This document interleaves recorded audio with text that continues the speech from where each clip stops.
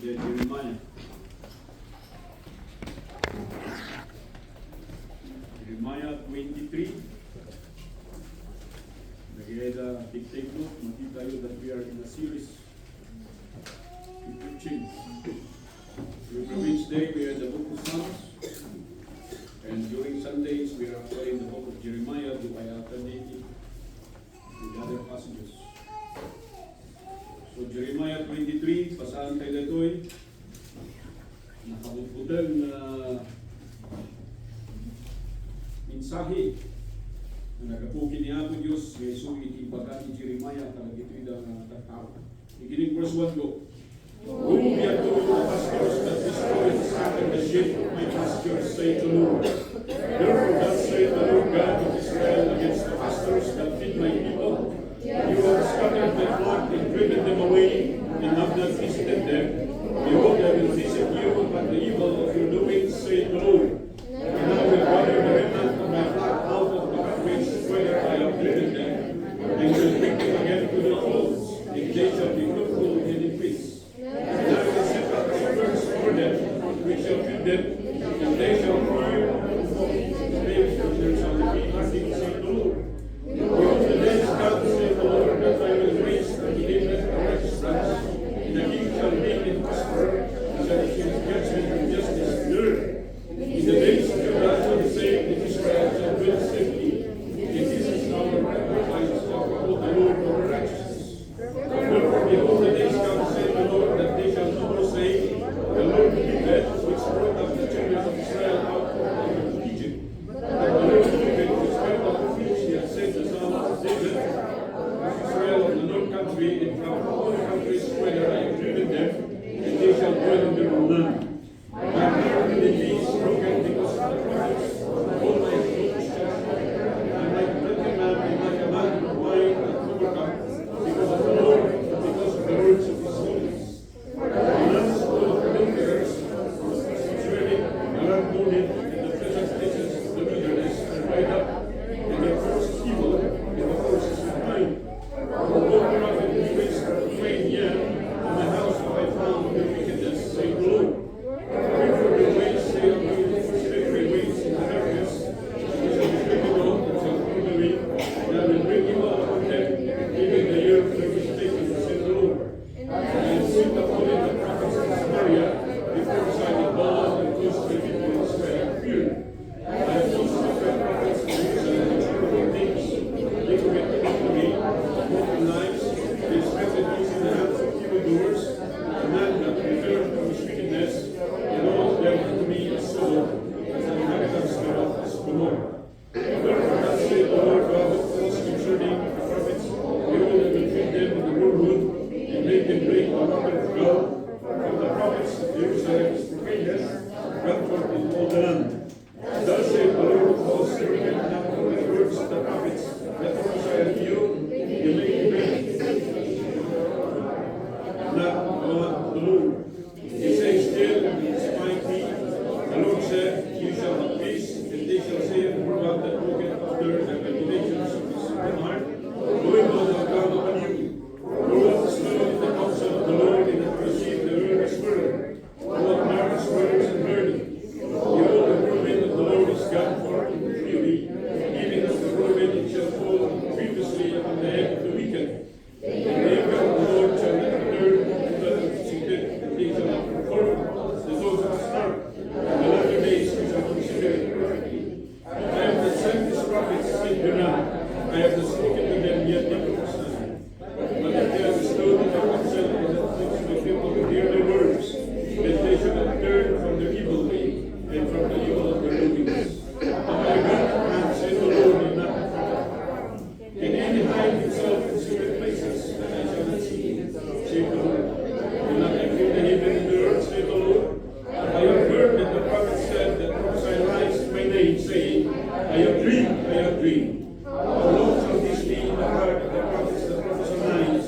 Yea, they are prophets of the deceit of God, which speak because my people forget my name by their dreams, which tell every man to his neighbor, as the fathers have forgotten my name of Baal. The prophets that have dreamed the dream, that have told the dream, with that my word, that they will speak my word faithfully,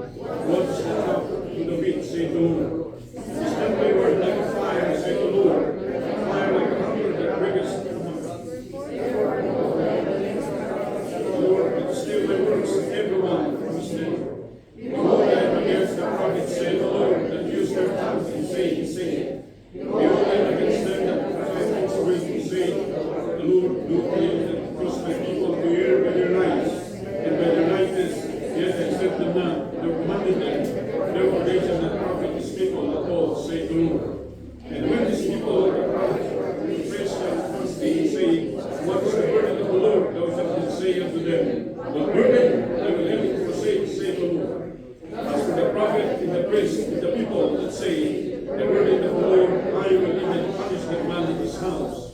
That shall say everyone to his neighbor and everyone to his brother, who hath the Lord answered in what hath the Lord spoken. And the word of the Lord said, ye venture no more, for everyone's word shall be his burden. We have perverted the words of the living God, the Lord of hosts, our God. Thus shalt thou say to the prophet, what hath the Lord answered, and what hath the Lord spoken. But since you say the burden of the Lord, therefore thus saith the Lord, because you say his words, the burden of the Lord, and I have sent you to you saying, you shall not say the burden of the Lord. Therefore, behold, I am even, I will utterly forgive you, and I will forsake you, and you see that I will give you and your fathers, cast you out of my presence. And I will bring the everlasting reproach upon you, and a perpetual shame, which shall not be forgotten. Niya po Diyos, iti mapadayawan. So, magadalan tayo iti previous chapter, nga ni Jeremiah kat aday suna iti kuna tayo ni Jai nga how udianan iti panagpropropesay na. And the moment gaytod na dito yung prophecy or dito yung preaching or dito yung mensahe kat iti gundaway nga maawanan ni Jutinaya o ni Jekonaya ginagana ni Jekonaya at mawawagan ni suna nga Konaya Mutlaen ito jay anak ni Jehoiakim. May isa kadagay kapututan ni Josiah. So napagadalan tayo nga dahil yung pat nga putut ni Josiah, yung unakat ni Johanan, na mawan iti na i-mention na nagruli suna. Mabalin nga na tayong suna before coming to throne. So ada ni Jehoahaz, and then ada ni Jehoiakim, and then ada ni Sidikaya. So, iti maudi nga nag-rule but awan sa bali no saan nga ni Sidikaya. Diyan nga nakumplito, diyan full exile iti iling Judah. So, with this background in hand, kat mapantayon iti chapter 24, ada dito iti mensahe nga nakilikan iti title na Obtaining Righteousness. Obtaining Righteousness. Because iti dito yung chapter, dito yung matla na na-prophesy, iti tarigagay iti Diyos. From verse 5 hanggang na iti verse 8, nga isublina iti kinasayaat, kinalawag, kung kina-righteous, dagito'y da katatao, may papan iti may sanga, the righteous branch. So kasamot tayo kadi nga magunod dito'y na righteousness. Amoy yung gagayon kitapsat, nagrigat nung tayo kitaan iti kasasaad ni Jeremiah. Ay sunalaan iti mangibagbaga iti kadapudno. Doon nagadalo iti propeta ijay. Nung amin dagito'y nga propeta, they are all political appointees. Masalamat lang kata. Nagadalo iti papastors katagod. Everyone is connected to someone else.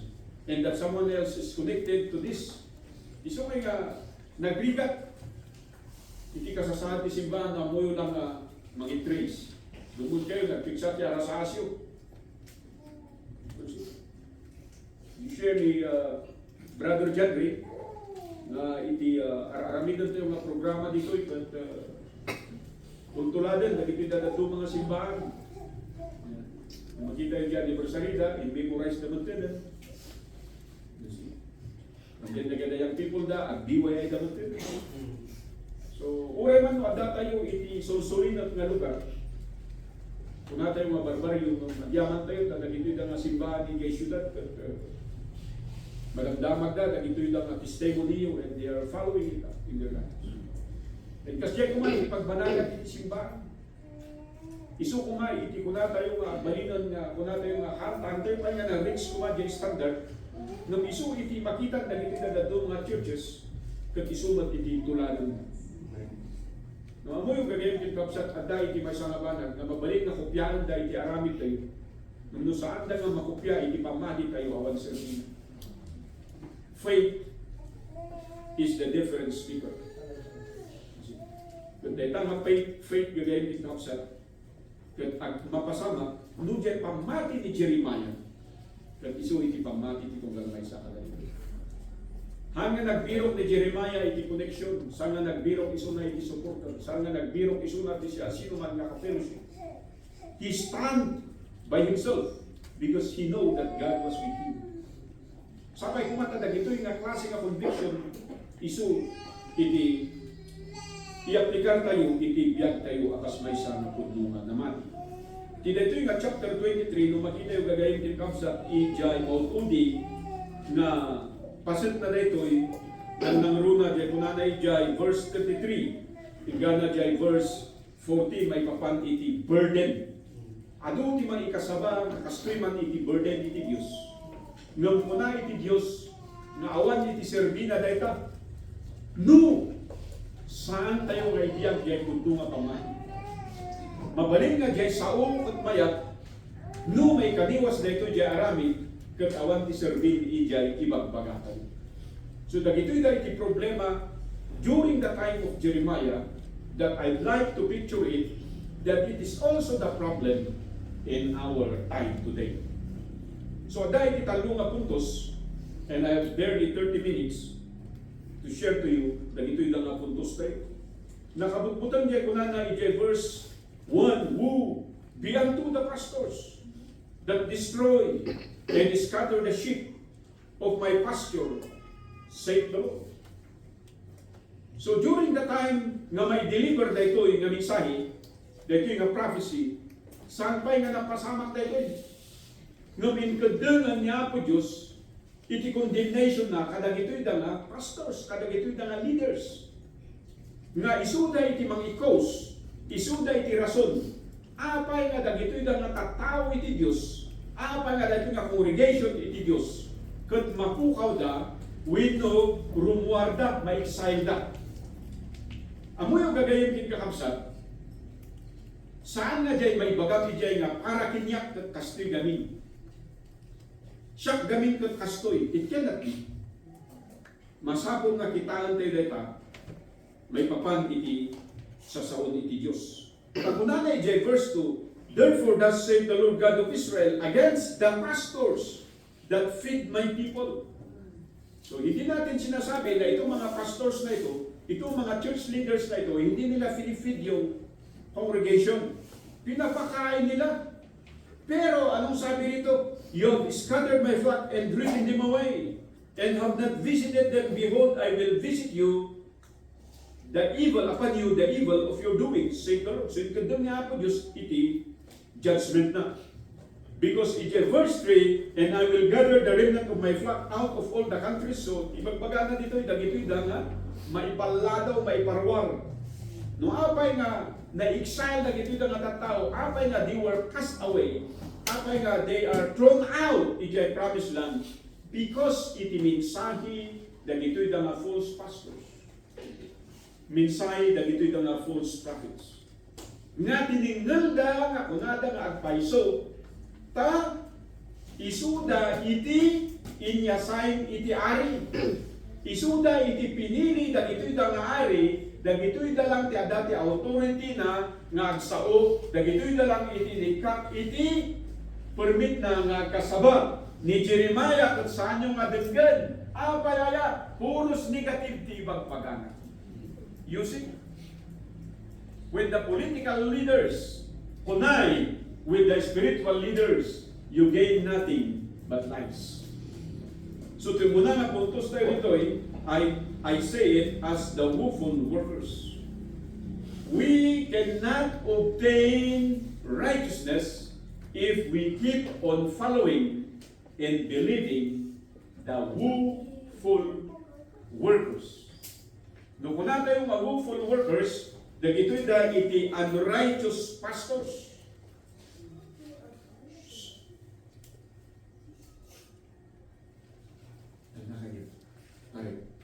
Unrighteous pastors. Apay nga nabagaan dagito'y da unrighteous pastors because ijay following verses nang nangruna ijay verse 14.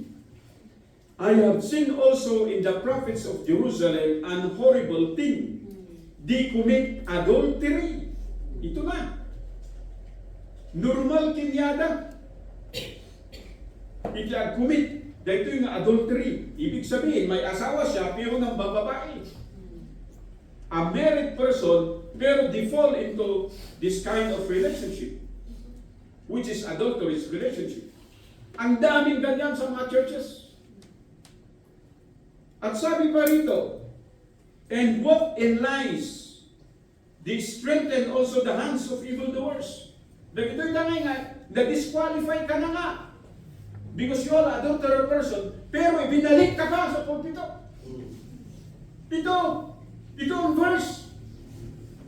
You see?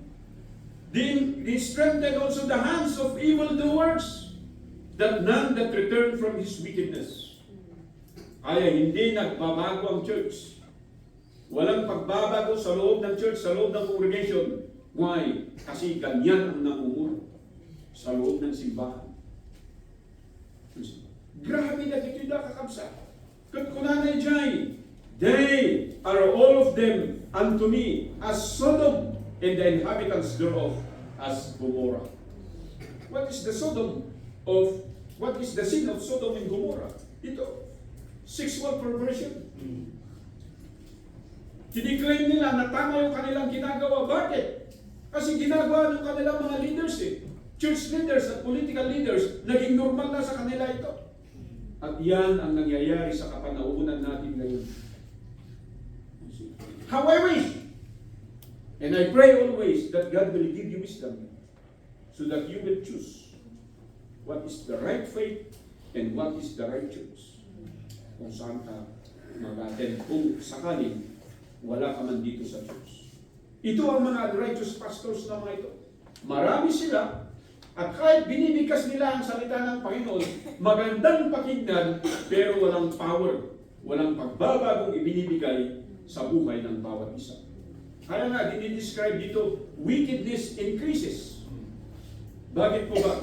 They have a wicked king, they have a wicked priest, they have a wicked prophets, they have a wicked preachers, they have wicked pastors, and the people become wicked as well. Bakit sila naging wicked? Sabi ko nga sa inyo na-describe natin sa Sunday School kanina, yung mga katamaran ay wickedness na, hindi lang ganon, pati na sa gawa. Hindi lang katamaran, kundi pati rin sa kanilang gawain. Nagiging normal na yun para sa kanila. Wala nang takot sa Diyos. Amen? At pag dumating na o kaya'y nakikita mo na sa punto ng buhay mo, na yun ang patutunguhan mo, mag-ingat-ingat po tayo.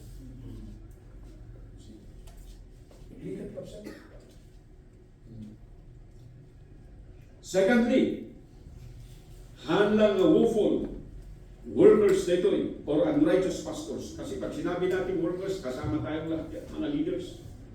Pag parents ka, at yung kabulastugan ng pinaniniwalaan mo, hindi mo binubuhay ang katotohanan, wala kang pinagkaiba dyan.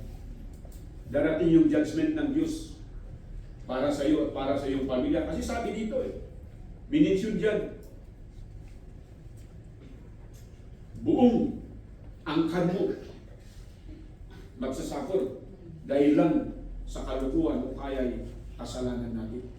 Pagkatapos hindi pa tayo nagpakapinong-pinong. Kasi kung titinan mo sa verse 13, anong sabi niya? I have seen fully in the prophets of Samaria. They prophesied in Baal and caused my people Israel to err. Kung titingnan natin sa Great Commission, ano sabi niya? To preach the gospel in Jerusalem, in Judea, and then to Samaria, and then to the uttermost. Ano ba yung Samaria? Ito po yung pinaka-syudad na namamagitan between Israel and Judah. So doon sa Samaria ay nagkaipunan ng mga wala talagang identity or specific tribe. Kung baga kada kayo sumakunada diyan nga Samaritan, awan tinasayat nga magapu ijay Samaria. Kada gito ida na taga Samaria. Nung apay kada jay good Samaritan ijay Bible. Makita hindi kagayon kinabsat. Maura ang yaman iti kinarugit wino na kinapangit iti maysa nga ili adala dati na saya nga rumari jay. No ada iti talot na kang pamati na kiniako Diyos. So makita tayo dito yung gagayong kinabsat. Nga dagito'y mga prophets, ijay Samaria, haanan nga ni Apo Diyos, nunigat ni Baal ti pagserserbihan da, imanagsinda. because they have tolerated adultery, they have tolerated fornication, they have tolerated kay normal nga aramidan ti kay na naiskinyada, and anong nangyari? They began to divert their worship at hindi ng Diyos ang kanilang wini-worship, kundi si Baal. Dahil may isa nga antiyin mi dyan, yan naupudi nga si Bibiyag nga antin na ito'y kakasinsinmi. Kapsat ni Mama da, sulang man si Bibiyag at nagsalunsod. Handa nga maaksiptar nga diyay, inapuda nga diyay at makrimi. Si Mapuran, so ano din nagtulagan dahil si Bibiyag pa ilang request diyay, nakay, diyay kasinsinmi nga diyay at doon nag-attend iti church kung saan niya nagpaka-faithful. So handa nga matinggal iti pamati. Actually, nagado iti baptist nga nagperform iti cremation. Di allow cremation. Nung kunakin niya na ay na nagsaludsod eh. May nga nagayab na gaya anak na kunada ay umali kay pastor kami walay saludsod si ina. Kunada. Niya saludsod na. Adi pa isa na yung makremate. Ay adi pa yung makaligot si Apo Diyos sina. So kung nakinya na sa cremation sa Biblia, kung nagitada iti kabukuran niya Apo Diyos, dati makipugali di ka, dati ito'y nga pagano, dati daki na nais.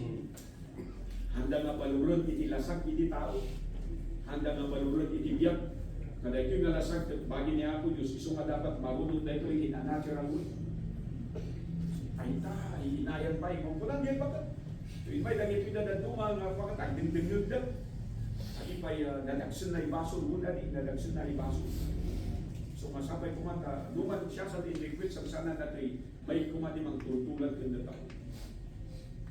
I have to speak the Bible. Hindi ko sasabihin na ahan mabaling magkindi. Patanda man na tanya ti araramidom.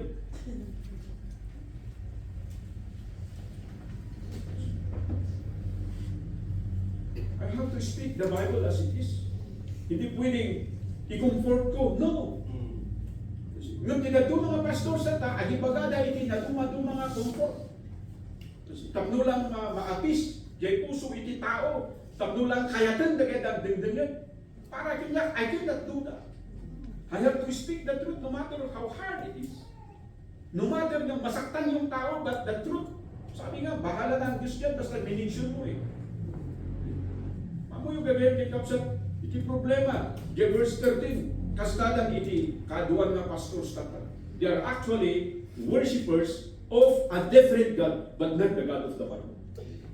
And it's your responsibility as individual to determine if you are listening to a genuine pastor or not.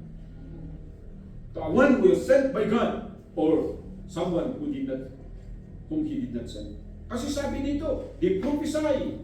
They say that they have dreamed a dream. They say that I've spoken a word, but I did not talk to them. I did not actually send them. Ito ang sabi ng Diyos. Bakit? Because their ways and their means do not agree with the ways and the means of God. Gagayin din kaabsan. Dito'y simbahan.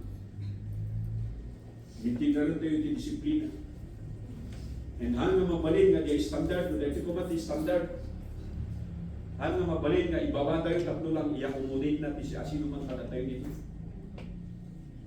Amen? Hanggang mabalin nga ibababa tayo dito, tanda itinabak dito, baka ma-offend. No! Jekaro do nag-commit nga diya nga dito diti lugar para iti ministry, para iti church. That was her commitment. Idi pa ilalim. Na makikita natin kinarigat ay uray kumadalang ti L3 kunanan. May gayam ti dati service na may tulog na gito na makapantay di papanan mag-ministry. At yan nga nagtaday, tikas dyan nga puso iti membro. Pinapanalangin natin na ganun sana ang puso ng iba sa atin. Walang bahay yun. Oh. Bumili siya ng kanyang sasakyan pero nasira. At sabi niya, inunak gamin jay bagik. In her testimony, inunak gamin jay bagik eh. So bumalik siya sa kanyang commitment sa Panginoon. So unahin ko ang Panginoon ngayon.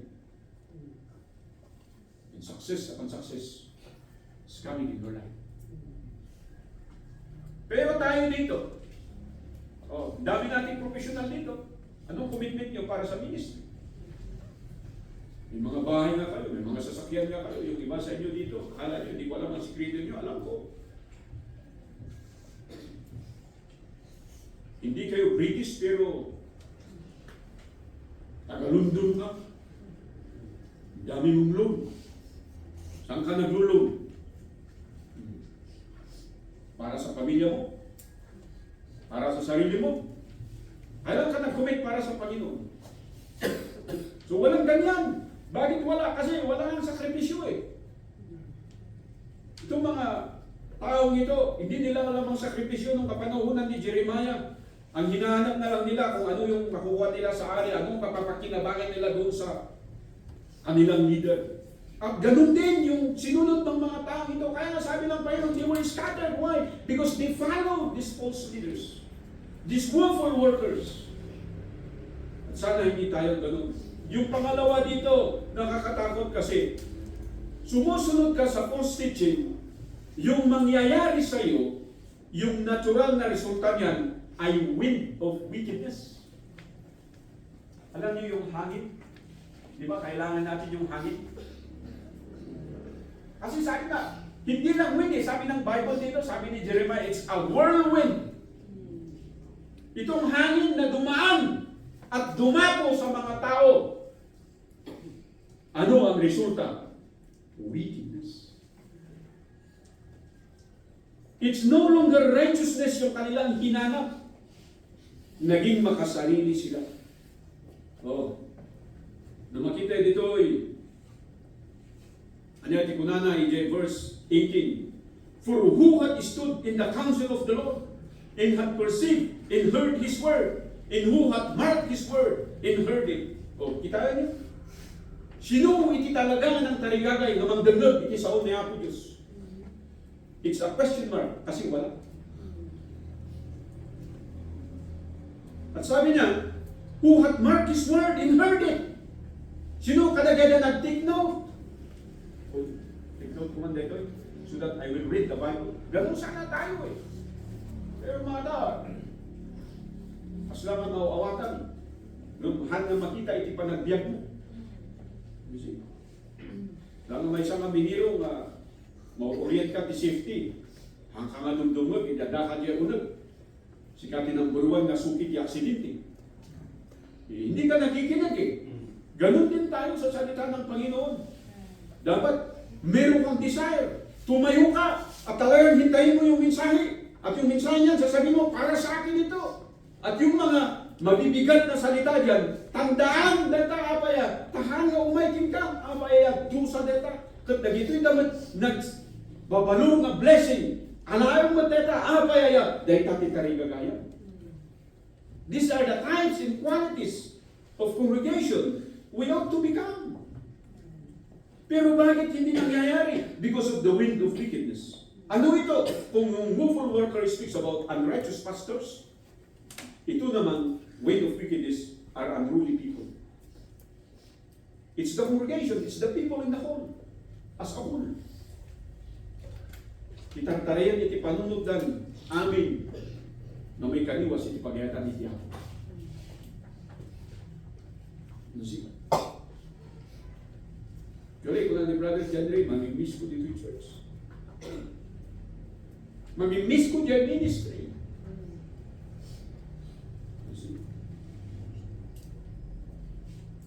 So ano, agfurgod kami.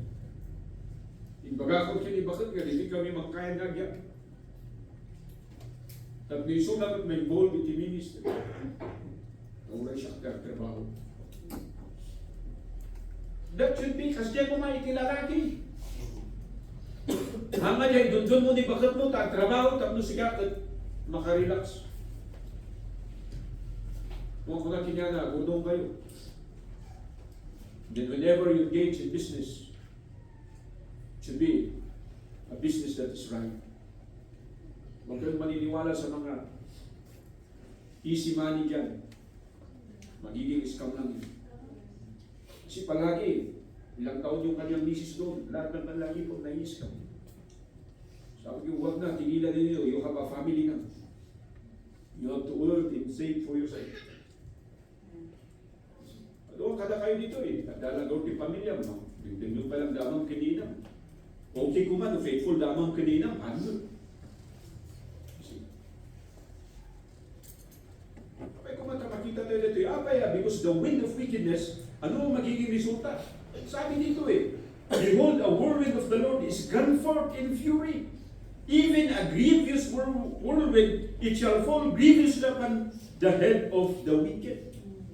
Ano ito? It leads to confusion.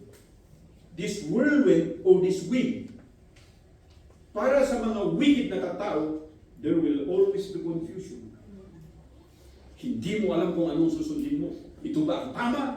Palagi ka bang talunan? Imagine, yung palaging trial and error lahat ang ginagawa mo sa buhay mo, hindi sana dapat. Dapat may tamang landas kang sinusunod. O pala kalagay ito yung mga Canadians, the 4 years, the course of 4 years lang. Dapat mag-graduate ka. And then the pag-graduate mo, if you go on mastery or doctorate, din sumi. Magtrabaho ka. Siguraduhin na tumulong kayo ng pamilya, tumulong ka ng ministry. Hindi pwedeng yung sarili mo lang ay iniisip mo. Kaya tingnan nyo yung mga sarili nila yung iniisip nila. I tell you, I can name by these fingers that they are totally confused. Kung titingnan mo yung pamilya nila, yung napangasawa nila, it is a dysfunctional family. Yung mga naging dalaga, it's a confusing life and testimony. Taguin nyo sa akin mamaya, Pastor, sino ang mga ito? Sabihin ko sa iyo. Katulad nung binanggit ko doon sa isang nanay na gusto mag-abroad, totoo yun. Yung dimension ko sa inyo na isang tatay, nirep mismo yung kanyang anak. Baptist yun! Member siya ng Ipanto Bible Baptist Church. Nalaman ko lang yun. Nung umalis yung pamilyang nandito.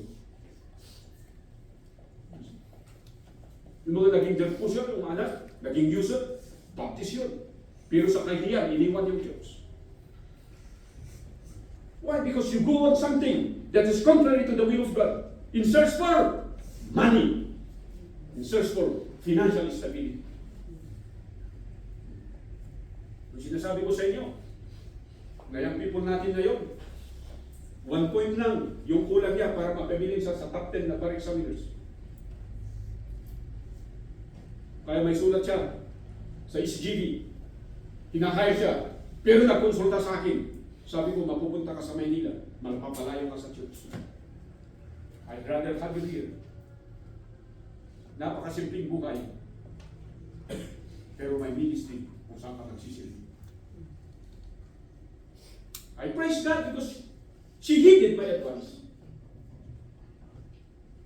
Yung iba dito, akala mo, pagka natapos lang pag-aaral, ay, sayap dito, sayap dito, pasyag dito, pasyag dito.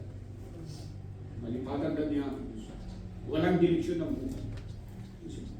So, unruly people, hindi mo marunong ba ito? Orang na kasama magbagbara na doon. Why? Because they have not obtained the righteousness. Ang dami rito. Kaya sabi doon sa verse 20, the anger of the Lord shall not return until He have executed, until He have performed the thoughts of His heart. In the latter days, you shall consider it perfectly. Tingnan niyo yan. Lahat ng purpose ng Panginoon mangyayari. Lahat ng impostos, lahat ng pinlaman mo, lahat ng kagustuhan mo, na kabaliktaran sa kagustuhan ng Diyos, doon mo lang malalaman ang katotohanan. Pero bakit ayaw mo maniwala ngayon? Kasi nga, you are undergoing the whirlwind due to your wickedness, which is confusion, contradiction, compromise. Yun, dinidefine ang buhay natin.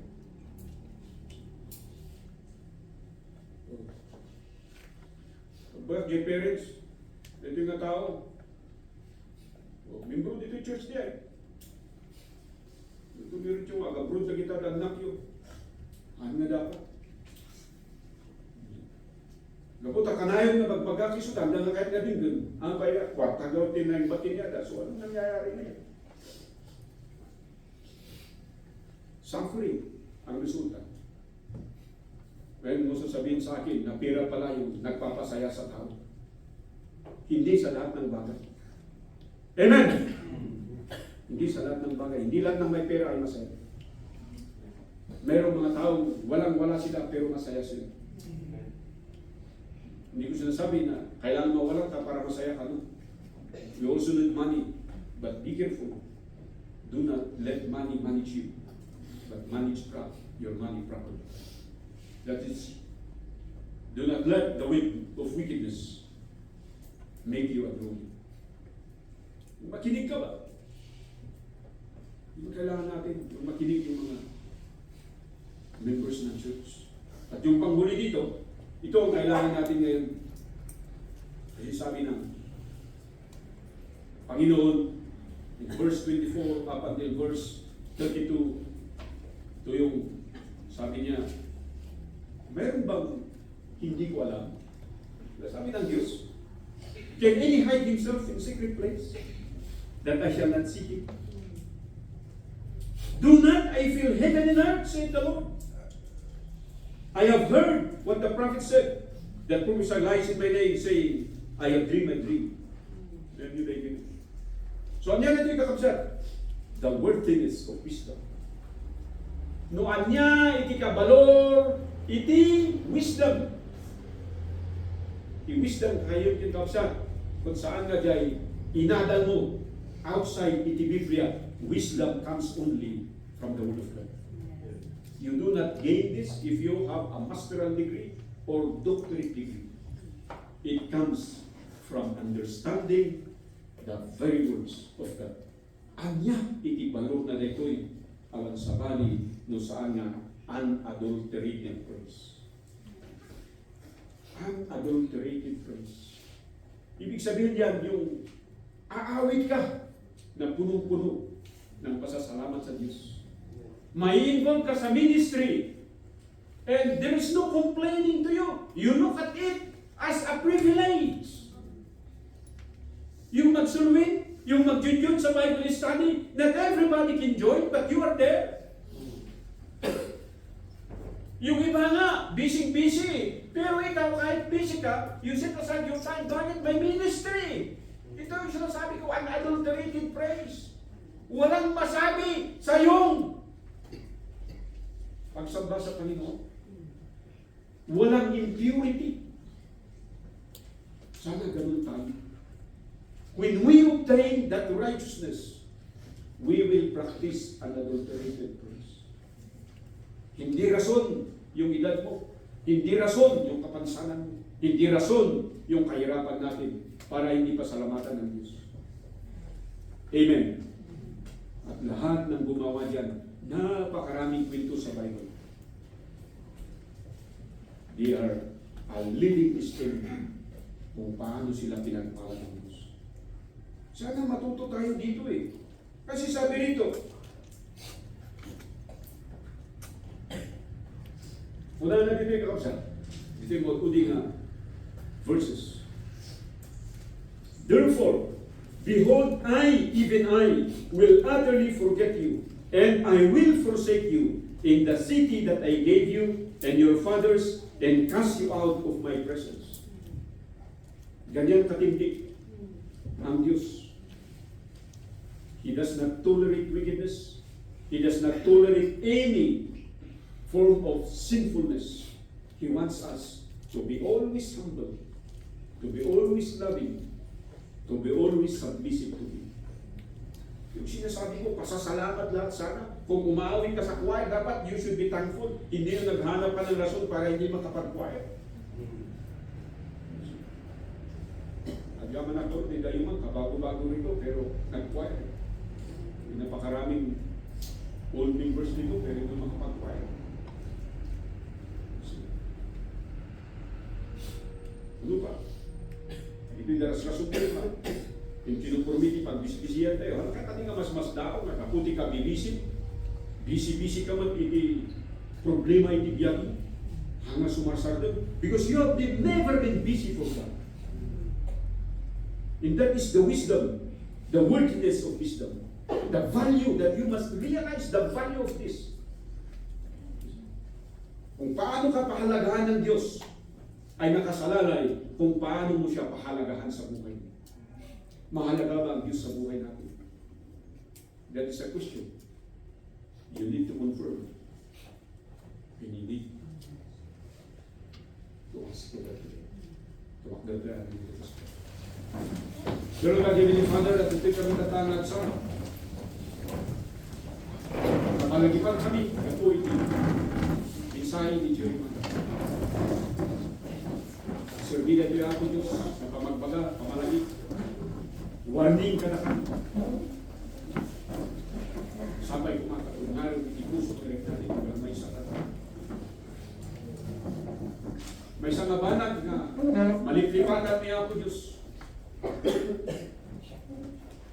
Aduan ka na kami, saan kami nga tagamangkayan. Saan kami nga umili dito? Ibang may kabilang dito, igapu trabaho. Sabay ko matahan nga, bali na ito yung narasunod. Mas nabalbaluro din trabaho yung sikangan ng ito yung trabaho. Saan ko mga na mas nabalbaluro? Genuine. Yung sikangan ng ito yung negosyo.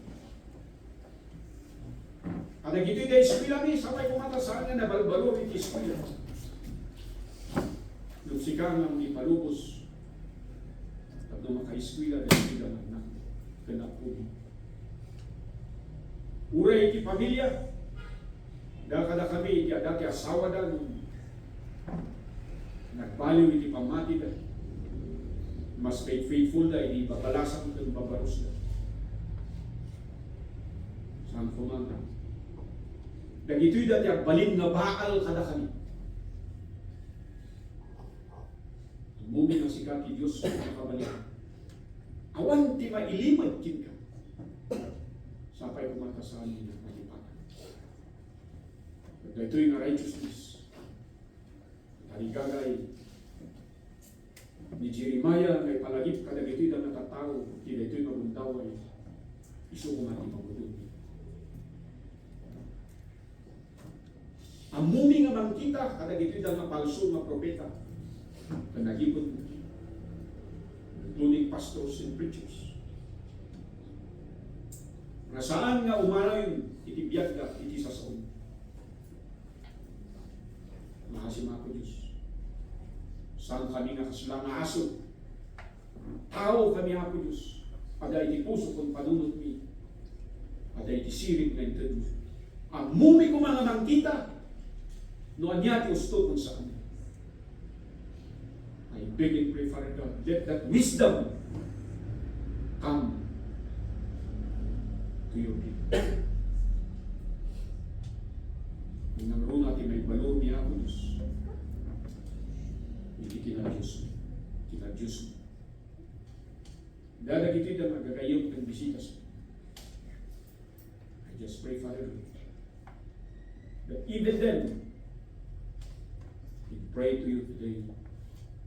Sabihin nila, Lord, give me wisdom. Let me obtain your righteousness. Halang na lagi ito na membro ako Diyos. Nabigat aming ada dito, makita ikinalindag, itibiyag ni, gapu ako Diyos. Kini Kristo, saan nga gapu kadakad. Saan nga gapu, iti siya sino man na tao. Saan nga gapu, iti parientis mo yung iti tribo man na gapuan mo yung iti lumigat gapu kini Kristo. Gapu na rin ako Diyos. balumi, itibiyag, iti may sana naman. Nahangla nga makita na ito, iti daw iti domingo. Hindi na makita na ito, iti daw iti panagbiyak. Agdakami man iti trabaho, agdaman na ito iti eskwela, agdadaman iti opisina, agdadaman iti negosyo. And yet, your name shines among us. Tulungan na kami, Apo Diyos. Tapos na ito yung mga ikitarigagay, kita pinasimbahan. Salamat at makadayawan ka, even our visitors, I commit Father God unto you. Suda ko mga Apo Diyos, isa ng mga patanganan, isang na nabubuo. Iti panakaisalakan, panapakawan ni Tibaso, babalan lang ni Kristo. So I pray, Father Lord, that you will keep seeking that truth. And may you help us. May this church be the church na mga turong kinyaga, kasanungat diya ito nagserbi, tinusantuan na natin. Salamat ako Diyos kinimbat mo, I commit this people unto you. Hadakan niyada, masaksakitan. Adudi ka katwani, kapamilyahan, that are suffering right now. You will take this privilege for humanity to pray for them, that you will heal them, that you will provide healing, good health, especially, Father Lord, your provision and your presence be upon them always. Salamat, itinito yung pribilehyo, madayaw, itinagan mo, itinito yung nagsama. At itinawag, itinagan ni Kristo ng buong salamat. Amen. Okay, so itinong tayo maramdaman. Okay, siguro quarter to 3. And we expect to finish early so that we can work again. Because next Sunday, expectaran tayo na mapas tayo yung over. Nakita yun, di ba? Yung may mind, lakan tayo pinapos.